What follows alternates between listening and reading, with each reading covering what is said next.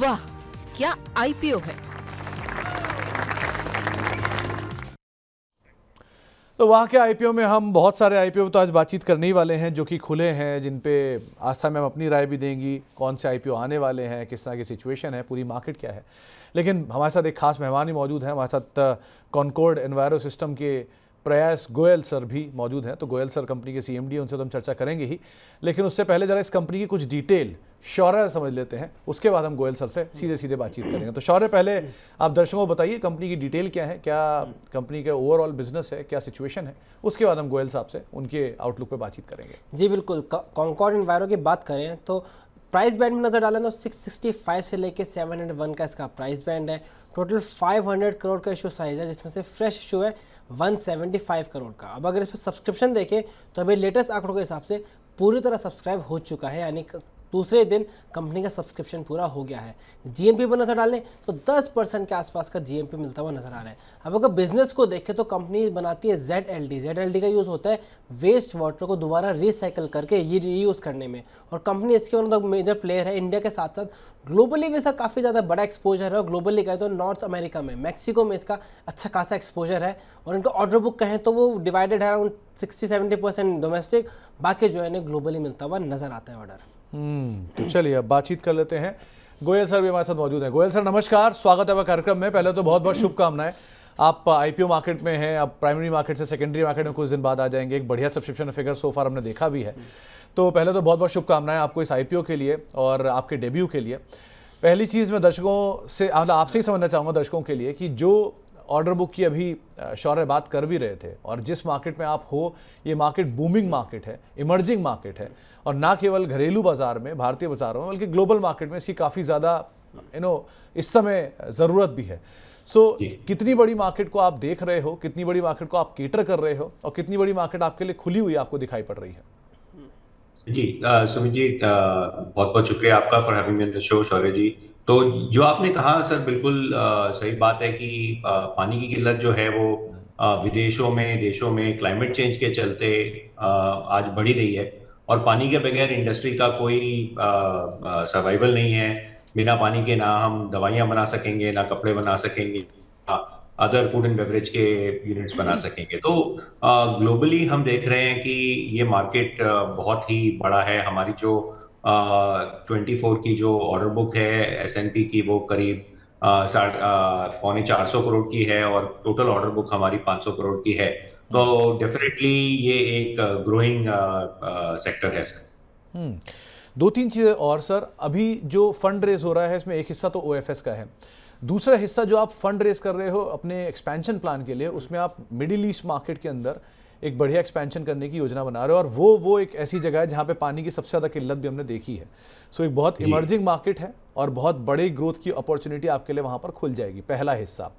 दूसरा हिस्सा, क्योंकि बहुत चीज़ें इन्वायरमेंट से रिलेटेड होती हैं और इन्वायरमेंट के इर्द गिर्द ही आप कामकाज कर रहे हो, सो थोड़े रिस्क भी उठते रहते हैं। इन रिस्क को आप कैसे मिटिगेट करोगे? जी, तो पहले तो एनवायरमेंट रिस्क की बात करें तो क्लाइमेट चेंज के चलते जो generally related to lack of predictability, तो उन रिस्क को मिटिगेट करने के लिए हम अपने कस्टमर्स को हेल्प करते हैं, जो हम उनकी सेल्फ सफिशिएंसी, एक तरीके से कह लीजिए कि पानी के ऊपर उनकी जो डिपेंडेंसी है वो ना क्लाइमेट पे रहे और ना किसी थर्ड पार्टी पे रहे, जिस केस में वो अपना ही खुद का पानी रीयूज कर पाए, नंबर वन। जो दूसरी बात आपने पूछी कि जो हमारी मिडिल ईस्ट में जो फैसिलिटी है उसके एक्सपेंशन के बारे में, तो वहाँ हम हमारा जो वेस्ट हीट इवेपोरेटर का जो नया प्रोडक्ट है उसकी मॉड्यूल की लाइन को हम एक्सपेंड कर रहे हैं। ये एक तरीके से हमारा पेटेंटेड प्रोडक्ट जो हाल ही में पेटेंट हुआ था, उसकी प्रोडक्शन कैपेसिटी हम बढ़ा रहे हैं, और इसकी जो डिमांड है वो ग्लोबल रहेगी, ना सिर्फ ईस्ट मार्केट में बट ग्लोबल डिमांड हमें मिली है इस waste heat evaporator product. Sir आप कह रहे हैं आपकी डिमांड ग्लोबल रहने वाली है, काफ़ी अच्छा ग्रोथ आउटलुक है, लेकिन अगर आपके कस्टमर्स को देखें तो आपका कस्टमर कंसंट्रेशन और बढ़ता हुआ नजर आया है। अगर बात करें तो आपका जो रिपीट ऑर्डर्स हैं वो कस्टमर से आए हैं, साथ ही साथ अगर FY 2024 में देखें तो आपका जो टॉप 10 कस्टमर है वो अब 68% अकाउंट करते हैं और 47, तो अगर ग्रोइंग मार्केट है और उतने ग्रोथ प्रोस्पेक्ट है तो फिर आपको डाइवर्सिफाई होने की जगह आपका कस्टमर कंसंट्रेशन बढ़ता क्यों जा रहा है? ये अच्छी बात है कि आपको उनसे अच्छे रिलेशंस हैं, रिपीट ऑर्डर मिल रहे हैं, लेकिन आप नए कस्टमर्स की जगह पुराने कस्टमर से ऑर्डर आ रहे हैं, तो आपको लगता है कि रिस्क है? और आप इसे डाइवर्सिफाई करने के लिए कैसे देख रहे हैं अगर आप इतने बुलिश है कि पूरा मार्केट काफ़ी एक्सपैंड हो रहा है तो? जी शौर्य जी, जो टेक्नोलॉजी हम और जो सोल्यूशन जो हम लेके आते हैं इंडस्ट्री के लिए, और उस पे जो उनकी रिलायबिलिटी और जो सक्सेस रेट हमारा है, उसी को देखते हुए हमारे जो कस्टमर्स हैं वो हमारे को रिपीट ऑर्डर्स देते आते हैं। और ये जो है, ये बड़े ग्रुप्स हैं, डियाजो स्पिरिट्स है, एबी मॉरी है, जो ग्लोबल ग्रुप्स हैं, उनके साथ हम नई नई फैक्ट्रीज में काम करते हैं। बट आपकी बात बिल्कुल सही है, इनके साथ साथ हम नए ग्रुप्स को भी ऐड कर रहे हैं जो कि डोमेस्टिक और ग्लोबल मल्टीनेशनल कंपनीज हैं। तो एक चीज़ और सर, जैसे जैसे आपके जो नंबर्स थे, जो शौर्य की बात को मैं फर्दर और बढ़ा देता हूँ, आपके नंबर्स थोड़े से वॉलेटाइल थे पिछले कुछ क्वार्टर्स के अंदर, तो उम्मीद लगा रहे हैं हम, क्योंकि आपने भी बोला ये बात कि आप नए क्लाइंट्स की तरफ फोकस कर रहे हो एग्जिस्टिंग क्लाइंट के साथ साथ, तो गोइंग फॉरवर्ड क्या नंबर स्टेबलाइज होने चाहिए? जो वॉलेटिलिटी है नंबर्स की वो थोड़ी कम होनी चाहिए। दूसरा, आप 96% कैपेसिटी यूटिलाइजेशन के साथ साथ कामकाज कर रहे हो, स्ट्रॉन्ग यूटिलाइजेशन है, गोइंग फॉरवर्ड फर्दर कैसे एडअप करोगे इसे? जी सुमित जी, जो हमारी अगर आप बुक देखें तो पिछले 3 सालों में हमारी ऑर्डर बुक में काफी अच्छा ग्रोथ आया। और जो ऑर्डर बुक 3 साल पहले करीब 200 करोड़ रुपए की हुआ करती थी, वो आज 500 करोड़ रुपए की हमारी ऑर्डर बुक है। ऑर्डर बुक जो साइंड ऑर्डर बुक में अच्छा स्ट्रेंथ आप देख रहे हैं। जी सर, उसके बाद अगर बात करें तो आपका R&D पे फोकस बढ़ा है। पहले वो आपका 0.17% अकाउंट करता था एक्सपेंसेस का, अब वो 0.3% के आसपास है। उस तरह अगर देखें तो आप R&D में भी कर रहे हैं, आपका IoT भी काफ़ी फोकस है। तो आपका एग्जैक्टली फोकस किस पे रहता है? कि आप नए प्रोडक्ट्स को बनाते हैं जिससे आपको डिफ्रेंशिएशन मिले, या फिर आप उसे कॉस्ट ऑप्टिमाइजेशन देखते हैं? क्योंकि एक बात दिख रही है, जैसे स्केल बढ़ा है तो आपको स्केल का फायदा मिला, आपके रेवेन्यू भी इंप्रूव हुए हैं, ऐसे टर्नओवर भी, और साथ में कॉस्ट मार्जिन में। तो आपको लेकिन जो टेक्नोलॉजी है उसका फोकस क्या रहता है, नए प्रोडक्ट्स के ऊपर या फिर अपने प्रोसेस को ऑप्टिमाइजेशन करने पे? जी शौर्य जी, हमारे प्रोडक्ट्स का फोकस ये रहता है कि हम अपने कस्टमर को कैसे बेहतर वैल्यू ऐड कर सकें, और कस्टमर की जो वाटर यूज या waste water zero liquid discharge में है कि उनकी जो ओपेक्स है, जो उनका जो पैसा लगता है, बिजली लगती है, और उनके ऑपरेशन में जो कार्बन की एमिशंस रिलेटेड है, उस पर हमारा फोकस रहता है R&D का। तो और उसके चलते हमें ये लगता है कि इन सारी फोकसों से जो मेम्ब्रेन्स हैं और अदर प्रोसेसेस जो हम उन्हें डेवलप करते हैं, कि उसके लिए हम अपने कस्टमर के लिए अगर ज़्यादा वैल्यू क्रिएट कर पाएं हमारे सोल्यूशन से, तो वही चीज़ हमें भी अपनी कंपनी के लिए ज़्यादा वैल्यू क्रिएट करने में मदद करेगी। तो गोयल सर, एक चीज़, ये R&D का खर्च आपका परमानेंटली कीप ऑन इंक्रीजिंग, क्योंकि आप जिस फील्ड में हो उस फील्ड में इनोवेशन आता ही रहेगा, और आप जिन सेक्टर्स या जिन कंट्रीज़ में एक्सपैंड कर रहे हो, मिडिल ईस्ट में आ रहे हो, मैक्सिमम ऑलरेडी हो, अभी आप अफ्रीकन कंट्रीज की तरफ भी एक्सपैंड करोगे ही। सो ये एरियाज़ के हिसाब से जैसे जैसे नए एरियाज़ होंगे वैसे वैसे ज़्यादा R&D खर्च, तो ये चीज़ क्या कंटिन्यू करने वाली है आगे भी? R&D खर्च हमारा आगे भी स्टेबल रहेगा, क्योंकि हम फोकस्ड हैं R&D में। और मेम्ब्रेन जैसे एक चीज़ है, जैसे मैंने बताया कि हम खुद अपनी मेम्ब्रेन्स बनाते हैं, और उसमें हम कंटिन्यूसली उसमें हमारे पास हमारी जो पाइपलाइन है वो बहुत स्ट्रांग है। तो आई एम कॉन्फिडेंट कि ये जो हमारी R&D स्पेंड है ये इसी स्तर पे चलती रहेगी। जी सर, आप R&D स्पेंड की तो बात कर रहे हैं, लेकिन अगर कैपेसिटी यूटिलाइजेशन देखें तो अभी बढ़ता हुआ नजर आया है, और शायद उसी का फायदा आपका लार्ज स्केल्स का, कि आप इतने अच्छी ऑर्डर बुक को एग्जीक्यूट कर पाए कि जितना आपके रेवेन्यूज हैं वो पिछले साल ऑर्डर बुक से ज़्यादा थे। तो क्या आपको लगता है कि जब आप नया कैपेसिटी एडिशन भी कर रहे हैं तो उसके बाद आपकी टोटल कैपेसिटी कितनी होगी, और आप कितने कैपेसिटी यूटिलाइजेशन पे देख रहे हैं अपने आपको आगे, अगर आपको ऑर्डर्स बुक बढ़ते रहे ऐसे? तो जी नहीं, हमारी जो अगर आप कैपेसिटी यूटिलाइजेशन को इस तरीके से देखें कि हमारी जो मेम्ब्रेन की जो कोर मैन्युफैक्चरिंग कैपेसिटी यूटिलाइजेशन है वो केवल करीब 40% के करीब है। WHE मॉड्यूल्स की जो अभी नई कैपेसिटी हम लगा रहे हैं, और हमारे बिजनेस में एक ये भी तरीका होता है कि हम जो फाइनल असेंबली है वो हमारे कस्टमर्स के साइट्स पे भी कर सकते हैं। तो इसके चलते मुझे कोई कैपेसिटी की लिमिटेशंस नहीं लग रही आगे के ग्रोथ के लिए। और जो कैपेक्स हमने अभी लिस्ट किया है RHP डॉक्यूमेंट में, उसके अलावा हमें नियर फ्यूचर में कुछ ज़्यादा कैपेक्स की आवश्यकता नहीं लगती। ओके, एक चीज़ और गोयल साहब, क्योंकि आप मिडिल ईस्ट में एक्सपैंड कर रहे हो और इंडस्ट्री को अच्छे से समझते हो, बहुत समय से इस कामकाज में हो, सो कौन कौन से नए एरियाज़ ऑफ ऑपरेशन जिनको आप देख रहे हो as an opportunity, domestic market में भी और इंटरनेशनल मार्केट में भी, और दूसरा सेक्टर में एक बड़ा हिस्सा आप गेन करने की कोशिश करोगे। सो किन लूप होल्स को आप ग्रैब करोगे जो कि ज़्यादा बेटर आपको अपॉर्चुनिटी पोज अप करेगा, ज़्यादा अच्छे मार्जिन ला कर देगा? नहीं, उसमें काफी सेक्टर्स में जैसे हमने काम कर रहे हैं, तो फूड एंड बेवरेज में है, लार्ज मल्टीनेशनल्स के साथ उनके सस्टेनेबिलिटी गोयल सर सुन पा रहे हो आप? जी गोयल सर, अगर आप सुन पा रहे हो तो आप बात कंटिन्यू करिए अपनी। प्रोडक्ट इन माइलस्टोन्स को मीट करने के लिए हमें उन्हें मदद करते हैं। फार्मा केमिकल में हमें काफी तेजी दिख रही है। में हम ओके चलिए, शायद गोयल सर से अब जाके संपर्क टूटना शुरू हुआ है। गोयल सर, अगर आप सुन पा रहे हो तो बहुत बहुत शुक्रिया हमारे साथ मौजूद रहने के लिए और आज हमसे बातचीत करने के लिए। और एक बार फिर से आपको, आपकी पूरी टीम को बहुत बहुत शुभकामनाएं इस नए आईपीओ के लिए। उम्मीद करते हैं एक बढ़िया लिस्टिंग के बाद आपसे दोबारा फिर मुलाकात होगी और फिर एक्सपेंशन प्लान्स में बातचीत करेंगे कंपनी के। लेकिन बहुत बहुत शुक्रिया सर हमारे साथ आज मौजूद रहने के लिए, अपना समय में देने के लिए और हमसे बातचीत करने के लिए।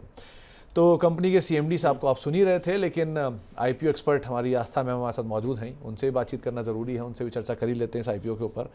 आस्था मैम, कॉनकॉर्ड इन्वायरो सिस्टम, आपने मैनेजमेंट को भी सुना, आपको सब्सक्रिप्शन का नंबर भी दिख ही रहा है कि एक स्ट्रांगली सब्सक्रिप्शन का नंबर आ ही गया है यहाँ पर। आप कैसे रीड कर रहे हो इस आईपीओ को? देखा जाए तो ये आईपीओ हमको ठीक तो लगता है, लेकिन लॉन्ग टर्म पर्सपेक्टिव से, क्योंकि बहुत सारे आईपीओ आ रहे हैं। देखिए सुमित जी, तो अभी यहाँ पे काफी सिलेक्टिव होना पड़ेगा कि किस आईपीओ में रिकमेंडेशन किस तरह की जानी चाहिए। तो वेस्ट वाटर ट्रीटमेंट में ये कंपनी है, ग्लोबल लेवल की कंपनी है, ऑर्डर बुक भी ठीक ठाक है। लेकिन जब मैं वैल्यूएशन की बात करूं तो वैल्यूएशन भी मुझे ऐसा लगता है कि बहुत ज्यादा रीजनेबल जिसे हम बोलते हैं वैसे वैल्यूएशंस नहीं है। तो उस हिसाब से ये लॉन्ग टर्म की रेटिंग हम इस आईपीओ को देते हैं सब्सक्राइब। लॉन्ग टर्म की रेटिंग पे आप इस आईपीओ को रखिए। मैनेजमेंट को भी आपने सुन लिया, जानकारों को भी सुन लिया और शौर्य ने भी आपको बता दिया क्या है आईपीओ। तो तमाम पैकेज आपके सामने आईपीओ से रिलेटेड ये था। अब बचे हुए आईपीओ, क्योंकि ये बाजार इतना इस समय गुलजार है। अभी सुबह शौर्य बता दे क्रिकेट टीम बन गई है आईपीओ की। 9 आईपीओ नॉर्मल है और 3 आईपीओ एसएमई है, 11 आईपीओ आपके सामने है।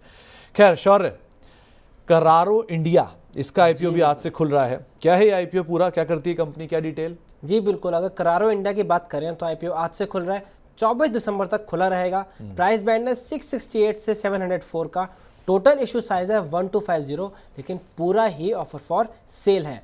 अब इसमें अगर कंपनी के बिजनेस पर नजर डालें तो कंपनी एक्चुअली कंपोनेंट्स बनाती है ट्रक्स के लिए, ट्रक्स हो गए, ऑफ रोड व्हीकल्स के लिए कंपनी कंपोनेंट्स बनाने के कारोबार में है। लेकिन एक तो ऑफर फॉर सेल है इसके साथ। उसके साथ दूसरा रीज़न ये है कि कंपनी के जो वैल्यूएशंस हैं वो अपने पेयर्स के मुकाबले थोड़े से एक्सपेंसिव नज़र आ रहे हैं। और एक यही रीज़न है कि करारो इंडिया, अगर हम जीएमपी देखें तो वो एक भी रुपए का नहीं मिल रहा है, क्योंकि वैल्यूएशन वाइज थोड़ा एक्सपेंसिव है अपने पेयर्स के मुकाबले। साथ ही साथ पूरा ही ऑफर फॉर सेल है, तो ये मार्केट को शायद इतना नहीं भा रहा है। इसी वजह से अगर सब्सक्रिप्शन भी देखें तो बहुत ज़्यादा नहीं हुआ है, अभी सिर्फ 7% सब्सक्राइब होते हुए नजर आ रहा है। 7% के आसपास सब्सक्राइब हुआ। वैसे भी आज पहला दिन है और पहले दिन के 6 घंटे हुए हैं, सो अभी too early to say anything है। लेकिन हाँ, आस्था मैम, कैसे देख रहे हो आप ये करारो इंडिया के आईपीओ को? देखिए सुमित जी, इतने सारे आईपीओज हैं तो मैंने शौर्य को बोला है, मैंने सारे आईपीओज को मेरे को करने का टाइम नहीं मिला, तो इस पे मैं बहुत जल्दी टिप्पणी नहीं कर पाऊंगी। तो क्योंकि आईपीओ अभी तक हमारी लिस्ट में कवर नहीं हुआ है। इनफैक्ट आस्था मैम, आप जितने आईपीओ कवर कर पा रहे हो वही काबिले तारीफ है। इतने आईपीओ को हम पढ़ नहीं पा रहे हैं जितने आईपीओ को आप पढ़ के रिकमेंडेशन देते हो। सो आप अंदाजा लगाओ कि आप वैसे ही कितना कुछ कर रहे हो, और उसमें एक आध आईपीओ अगर आप नहीं भी कर दोगे तो बहुत फर्क नहीं पड़ जाएगा। बट ठीक है, इस पर हम आगे आपसे बात करेंगे जैसे आप इसके बारे में पढ़ लोगे। दूसरा नाम आता है, अच्छा शौर्य, इस पे फिर बाकी जो ब्रोकर्स के रिकमेंडेशन है वो क्या है? जी, बाकी इस पे जो है मिक्स्ड रिकमेंडेशन है। जैसे आनंद राठी ने कहा है मे अप्लाई, साथ ही साथ कैपिटल मार्केट न्यूट्रल है, इंडियसेक्स सिक्योरिटीज कह रहे हैं अप्लाई कर सकते हैं, एसबीआई सिक्योरिटीज कह रहे हैं मे अप्लाई, और वेंचुरो सिक्योरिटीज कह रहे हैं अप्लाई। तो यानी अप्लाई से मे अप्लाई के बीच में रेटिंग आती हुई नजर आ रही है यहाँ पे। चलिए, तो ये अप्लाई मे अप्लाई के बीच में चल रहा है, लेकिन आस्था मैम का फाइनल मोहर जो है वो जब वो पढ़ लेंगे तो उसके बाद लगवाएंगे इसके ऊपर। आगे बढ़ते हैं। सेनोरस फार्मा, ये दूसरा नाम है, नाम से तो फार्मा ही लग रही है, तो क्या करती है शौर्य जी बिल्कुल, फार्मा की ही कंपनी है। अगर बात करें तो फार्मास्यूटिकल्स के लिए ड्रग्स बनाती है फार्मास्यूटिकल, और यूएस यूके से बाकी फार्मा कंपनियां तो उन्हीं की तरह का कारोबार है, जिसमें काफ़ी तरह तरह के ड्रग्स बनाने के कारोबार में है। इनफैक्ट 52 प्रोडक्ट्स हैं इनके थेरापेटिक के रेंज में, जिसमें एंटीबायोटिक और एंटी फंगल ट्रीटमेंट भी शामिल है। अब अगर आईपीओ की डिटेल्स देखें तो आईपीओ 24 दिसंबर तक खुला रहेगा। प्राइस बैंड है 372 से लेकर 391 का। टोटल इशू साइज है 582 करोड़ का, जिसमें से 500 करोड़ का फ्रेश इशू है। सब्सक्रिप्शन में नजर डालें तो यहाँ पे पूरी तरह सब्सक्राइब हो चुका है, 1.1 टाइम सब्सक्राइब हो चुका है, और ग्रे मार्केट में भी कंपनी को 40% के आसपास का पेमेंट मिलता हुआ नजर आ रहा है। आमतौर पे फ्रेश इशू दिखता नहीं कभी इतना बड़ा, लेकिन पूरे आईपीओ में 580 करोड़ के आईपीओ में से 500 करोड़ कंपनी के अंदर आ रहा है, तो ये एक अच्छी चीज दिखाई पड़ रही है। आस्था मैम, जीएमपी 150 रुपया आप ट्रैक कर रहे हो कि नहीं कर रहे हो उसे अभी? सेनोरस फार्मा, देखिए सुमित जी, हम लोग जीएमपी पे कभी भी बात नहीं करते हैं, agree. तो मैं उस पे तो कोई कमेंट नहीं करूंगी। लेकिन सेनोरस फार्मा के मैं जो फंडामेंटल्स की आपको अगर बात करती हूँ, तो फार्मास्यूटिकल कंपनी है बेसिकली, और जिस तरह के इनकी ग्रोथ आई है सुमित जी, वो काबिले तारीफ है। Over the last few financial year जो हमने ग्रोथ देखी है, चाहे मैं top line, bottom line, operating profit की बात करूं, across the line of item in the financial statement has shown very strong growth, और इनफैक्ट ये 37 की प्राइस टू अर्निंग मल्टीपल पे आ रहा है। हमें ये आईपीओ अच्छा लगता है। सब्सक्राइब की रेटिंग इस आईपीओ को हमारी तरफ से दी जा रही है, लिस्टिंग गेन और लॉन्ग टर्म पर्सपेक्टिव दोनों ही लिहाज से। लिस्टिंग गेन और लॉन्ग टर्म पर्सपेक्टिव दोनों के लिहाज से आस्था मैम ने इसमें खरीदारी या निवेश या सब्सक्राइब की राय आपको दे दी है, तो मोहर लग गई है आस्था मैम की तरफ से भी। बाकी लोग क्या बोल रहे थे शौर्य इसमें? जी, बाकी लोगों की भी देखिए मोस्टली की अप्लाई किए रहा है, जैसे Aditya Birla, Anand Rathi, BP wealth, Canara bank, सबने सब्सक्राइब की रेटिंग देते हुए नजर आ रहे हैं यहाँ पे। तो आस्था मैम के साथ वो भी अच्छा ही रिस्पॉन्स देख रहे हैं। अरे ऐसा कैसे हो सकता है, आस्था मैम सब्सक्राइब बोले और सब लोग नॉन सब्सक्राइब बोले, ये तो पॉसिबल ही नहीं है। खैर, तो आप सेनोरस फार्मा इसको लिस्टिंग के लिए भी और अदरवाइज भी सब्सक्राइब कर सकते हैं, ये आस्था मैम का ही मानना है, बाकी सारे जानकारों का भी मानना है। वेंटिव हॉस्पिटैलिटी, ये तीसरा नाम है जो आज से खुल रहा है। सो शौर्य जी, क्या करा जाए इसमें? जी, आप अगर छुट्टियां मनाने जा रहे हैं और मालदीव जाने की सोच रहे हैं तो इस कंपनी से आप यूज़ भी कर सकते हैं, क्योंकि बेसिकली हॉस्पिटैलिटी कंपनी है और इसके होटल्स हैं। JW मैरियट, हिल्टन जैसी कंपनियां इसके होटल्स को फ्रेंचाइजी लेके ऑपरेट भी करती हैं, इंडिया में भी और मालदीव में भी इसके फैसिलिटीज़ हैं। वह अगर कंपनी के बता दिया, लेकिन अगर सब्सक्रिप्शन में न डालें तो सब्सक्रिप्शन इसका खाली 13% ही होता हुआ नज़र आ रहा है। वहीं अगर इसके हम बात करें तो इसके पीयर्स में वही सारी कंपनियां आती हैं, जैसे जो बाकी लिस्टेड प्लेयर्स हैं, जैसे शैलेट होटल हो गया, समी होटल हो गया, जूनिपर, इंडियन होटल, सारे होटल कंपनीज के पीयर्स हैं, लेकिन अभी ज़्यादा सब्सक्रिप्शन देखने को नहीं मिल रहा है। ग्रे मार्केट में हालांकि इसे 10% का प्रीमियम मिलते हुए नजर आ रहा है। तो ग्रे मार्केट में प्रीमियम है इसके पास, लेकिन एक बड़ा है आईपीओ, 1600 करोड़ रुपए के आसपास का आईपीओ, और फ्रेश इशू से 1600 करोड़ रुपए कंपनी को ही मिलेगा। तो आशा मैम, वेंटिव हॉस्पिटैलिटी को या मालदीव्स जाने की कोई योजना आपकी तरफ से? देखिए, मालदीव जाने की तो कोई योजना अभी नहीं है, लेकिन वेंटिव हॉस्पिटैलिटी के आईपीओ की बात करें तो कुछ एक्विजिशंस इन्होंने अभी करे थे। तो जब हम फाइनेंशियल्स देखते हैं प्रोस्पेक्टस में, तो दो तरह के फाइनेंशियल्स दिए गए, रीस्टेटेड और प्रोफॉर्मा, क्योंकि कुछ एक्विजिशंस हुए थे। पहले तो इनकी प्रॉपर्टी, क्योंकि पुणे में इनका काफी अच्छी है, यहाँ पे JW मैरियट ये होल्ड करते हैं, और अब एक्विजिशन के बाद रिल्स कार्टन, कॉनरेड और काफी ज्यादा और इनकी प्रॉपर्टीज यहाँ पे हमें देखने को मिल रही है। देखिए, इस आईपीओ में एक ही चीज मुझे लगती है कि जो इन्होंने लेटेस्ट फाइनेंशियल्स दिए हैं वहां पे लॉस आ रहा है, तो वो एक थोड़ा सा एक मेरे को लगता है कि थोड़ा इसी वजह से हमें शायद सब्सक्रिप्शन भी अच्छे देखने को नहीं मिले। तो इस तरह की कंपनी में जब लॉसेज आ जाते हैं और जब हमारे पास इतने सारे आईपीओज ऑलरेडी हैं, तो फिर वहां ध्यान कम जाता है, मुझे लगता है, क्योंकि इंडस्ट्री का टेलविंड इसके साथ रहेगा। दूसरी तरफ मालदीव्स में जो इनका है उस पर भी एक कंसर्न आता है कि कितना इंडियन टूरिज्म वहां पे जाएगा। तो ऑल इन ऑल मेरे हिसाब से इस आईपीओ को सिर्फ और सिर्फ लॉन्ग टर्म का नजरिया हो तो लगाइए, नहीं तो बहुत सारे आईपीओज हैं। वैसे भी हमें यहाँ पे फंड्स डिसाइड करने होंगे कि कहाँ लगाना है, क्योंकि 8-8, 9-9 आईपीओज एक साथ खुले हैं 2 दिन के अंदर। इनफैक्ट सुमित जी, मैं आखिरी में कुछ रेटिंग्स भी देना चाहूंगी, अगर आप मुझे परमिट करेंगे, जिससे हमारे व्यूअर्स और जो भी आईपीओ में अप्लाई करते हैं उनको थोड़ी सी क्लैरिटी आएगी कि कौन से आईपीओज में लगाना चाहिए, पहले नंबर पे कौन सा, लास्ट नंबर पे कौन सा। तो वो भी एक मैं रैंकिंग देना चाहूंगी जी। चलिए, उस पर तो हम बातचीत करेंगे आस्था मैम। ये वो कल्याणी नगर वाला कॉनराड जो है वो इनके अंडर में आता है क्या मैम? कल्याणी नगर वाला तो मैं श्योर नहीं हूँ, लेकिन JW मैरियट जो है यहाँ पे सेनापति बापत रोड पे, वो और इन्होंने रिल्स कार्टन जो विमान नगर के आसपास एयरपोर्ट पे जाते हैं वहां पे है, ये सब अभी इन्होंने एक्वायर किए, तो ये लॉन्ग टर्म के लिए अच्छा कैंडिडेट रहेगा क्योंकि ये ओके। इंडस्ट्री का ट्रेंड भी बिल्कुल एंजॉय करेगा। लेकिन शॉर्ट टर्म में बहुत सारे आईपीओ है, तो मेरे हिसाब से वहां पे ज्यादा नजर बनाई जा सकती है। ओके, तो अब जी। ये तो हो गए 3 आईपीओ जो आज खुले हैं। अब शौर्य जी, आपके पास 1 2 3 4 5 आईपीओ हैं कल के। जी। 5 ही है ना? हाँ, 5 ही हैं। तो जरा जल्दी जल्दी पांचों को कवर करिए, क्या करना चाहिए इनमें, क्या सब्सक्रिप्शन की पिक्चर है अभी तक? जी बिल्कुल, ट्रांसलेल से स्टार्ट करते हैं। जैसा कल मैनेजमेंट ने हमारे साथ जोड़ा था, अभी अगर सब्सक्रिप्शन देखें तो ये 4 गुना ज़्यादा सब्सक्राइब होते हुए नजर आया है, लेकिन ग्रे मार्केट में से 42% का प्रीमियम मिल रहा है। वहीं दूसरी कंपनी है DAM Capital Advisor. DAM Capital Advisor पे अगर हम देखें तो टोटल 5 टाइम ऑलरेडी सब्सक्राइब हो चुका है और ग्रे मार्केट में 60% का प्रीमियम मिल रहा है, यानी अच्छा खासा प्रीमियम कमांड कर रही है। फिर तीसरी कंपनी आती है ममता मशीनरी। ममता मशीन में देखो तो काफ़ी अच्छा रिस्पॉन्स है, इसमें बिल्कुल 100% से ज़्यादा का जीएमपी मिलता हुआ नजर आ रहा है। सब्सक्रिप्शन में नजर डालें तो 30 टाइम्स के आसपास सब्सक्राइब हो गया और जीएमपी मिलने का बहुत बड़ा रीजन ये है, प्राइस टू अर्निंग्स रेशियो इनका 16.59 है। वहीं बाकी इनके पीयर्स का प्राइस टू अर्निंग्स रेशियो 30 से 50 है, और अगर जीएमपी चल रहा है जितना, उस पर जो प्राइस बन रहा है 503, तब भी इनका जो प्राइस टू अर्निंग्स मल्टीपल है वो पीयर्स के आसपास आ रहा है, तो इसलिए लग रहा है कितना ज़्यादा मल्टीपल मिलता हुआ नजर आ रहा है। फिर है सनातन टेक्सटाइल्स। सनातन टेक्सटाइल्स की बात करें तो यहाँ पर रिस्पॉन्स में पूरी तरह सब्सक्राइब हो चुका है भी 1.06 टाइम्स, और ग्रे मार्केट में कंपनी को 20% ज़्यादा का प्रीमियम मिलता हुआ नजर आ रहा है। तो ये वो आईपीओ है जो कल खुले थे और अभी भी सब्सक्रिप्शन के लिए खुले हुए हैं। तो इतने सारे आईपीओ, इनकी इतनी सब्सक्रिप्शन की फिगर, सब आपको जल्दी जल्दी आपको समझा दी गई है शौर्य जी की तरफ से। अब आस्था मैम, आपका नंबर है, आपके पास 5 वो 3 ये जो आप पूरे पढ़ भी नहीं पाए हो अभी तक।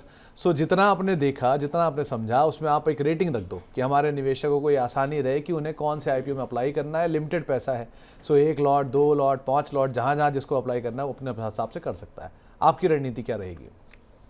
सुमित जी, एक और चीज है, एक आईपीओ दिसंबर 23 मंडे को भी खुलेगा, यूनिमैक एरोस्पेस। मैंने वो भी स्टडी किया क्योंकि बहुत अच्छी कंपनी लग रही थी, तो उसे भी हम इन्वॉल्व कर लेते हैं क्योंकि देखिए फंड्स लिमिटेड है। वैसे तो जो ये आईपीओज में लगेंगे मेरे को लगता है तब तक रिफंड आ जाएगा क्योंकि उसकी क्लोजिंग की डेट 26 दिसंबर है, लेकिन फिर भी मैं उसको भी इन्वॉल्व करके फिर एक पूरी रेटिंग दे रही हूँ।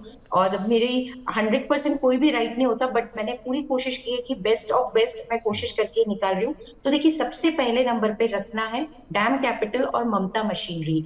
दोनों ही बराबर लगते हैं, लेकिन ममता मशीनरी क्योंकि इश्यू साइज छोटा है तो अलॉटमेंट के चांसेस इसमें कम रहेंगे, तो वो एक कैवेट जरूर रहता है, उसको ध्यान में रखते हुए पहले नंबर पे डैम और ममता दोनों को रखा जा सकता है। दूसरे नंबर पे यूनिमैक एरोस्पेस। अभी काफी सारे व्यूअर्स ने तो ये नाम भी नहीं सुना होगा क्योंकि ये 23 तारीख को खुल रहा है, मैं फिर रिपीट कर रही हूँ, ये आईपीओ अभी खुला नहीं है, ये मंडे को खुलेगा, लेकिन इसका काम बहुत अच्छा है। ये जो कंपनी है ये एरोस्पेस टूलिंग में और जो एकदम सेफ्टी क्रिटिकल कंपोनेंट्स होते हैं जो aerospace industry, defence industry, semiconductor industry में काम में आते हैं, वो काम में ये कंपनी है। मुझे काफी पसंद आया इस कंपनी का भी कारोबार, तो दूसरे नंबर पे यूनिमैक एरोस्पेस को रखेंगे। तीसरे नंबर की बात करें तो तीसरे नंबर पे यहाँ पे जो आईपीओ अच्छा लग रहा है वो रहेगा सेनोरस फार्मा। सेनोरस फार्मा को तीसरे नंबर पे रख सकते हैं। चौथे नंबर पे ट्रांसरेल लाइटिंग।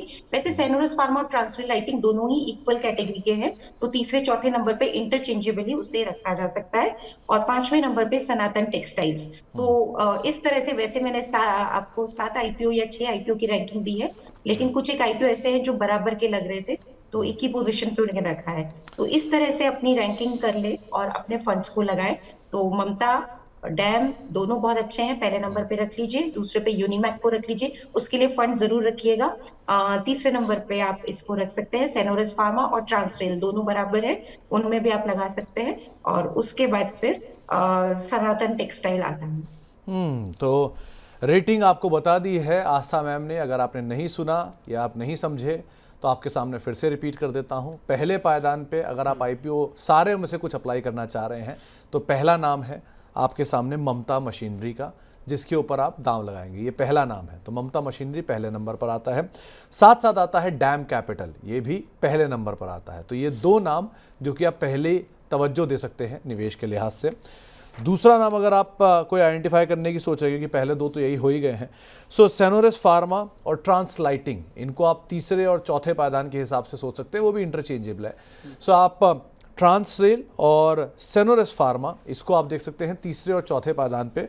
दूसरे पायदान पे आएगा यूनिमैक, ये अभी खुला नहीं है 23 तारीख से खुलेगा। सो यूनिमेक को आप दूसरे पायदान पर रखेंगे। तीसरे चौथे पायदान पर आ गया सोनोरस फार्मा और ट्रांस रेल लाइटिंग। पांचवें पायदान पर आता है सनातन टेक्सटाइल। ये 5 नाम आपको आस्था मैम ने बताए हैं और इन 5 नाम को अगर आप सारे आईपीओ में कंफ्यूज हैं तो इन 5 नामों के ऊपर बैठ करके चल सकते हैं। तो पूरी तरह से आईपीओ मार्केट का डिटेल, मैनेजमेंट से चर्चा, किस तरह के नंबर्स और टॉप 5 आईपीओ आपके सामने रख दिए गए हैं। तो वहां के आईपीओ में तो फिलहाल इतना ही, आगे बातचीत जारी रखेंगे। वाह, क्या आईपीओ है।